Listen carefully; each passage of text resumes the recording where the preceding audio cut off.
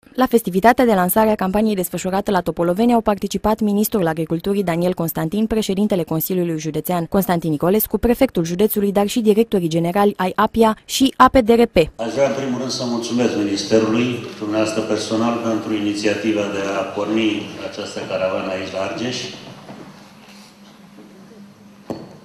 Această muncă pe care dumneavoastră o face și o fac colegii care sunt aici în sală, specialiștii, de a aduce fonduri europene satului românesc și, în consecință, astăzi, în satele din județul Argeș, este o acțiune nu numai necesară, dar și foarte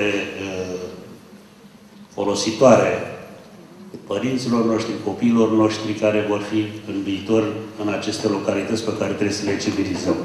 E un eveniment neapărat de prezentare de ce avem de făcut în Programul Național de Dezvoltare Rurală 2007-2013, ce avem de făcut în perspectiva 2014-2020 și este un eveniment de lansare a unei campanii de promovare, a unei caravane care va merge să informeze tot publicul interesat din mediul rural despre programele de finanțare pe care le au la dispoziție acum și în continuare.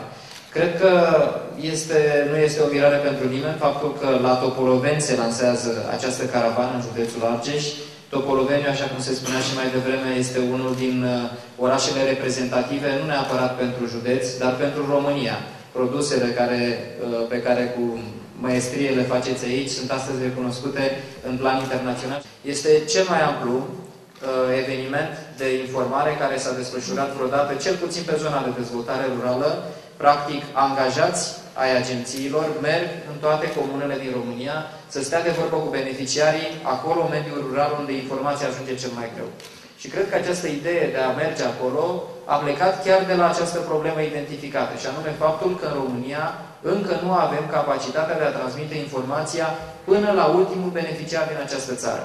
În cadrul acestui eveniment au putut fi prezentate informații privind derularea cele mai ampli campanii de informare a fermierilor și autorităților locale care au beneficiat sau vor beneficia de fondurile europene acordate pentru agricultură și dezvoltare rurală. Caravana PNDR va merge în peste 3200 de localități din mediul rural pentru a transmite prin comunicare directă și materiale tipărite informații concrete privind accesarea fondurilor disponibile. Pe lângă această componentă de campanie, cea a caravanei, proiectul cuprinde și activități de analiză a comportamentului funcționarilor prin organizarea unor acțiuni de tip client misterios. Campania de informare urmărește gradul de accesare al fondurilor europene, dar și implementarea corectă și eficientă.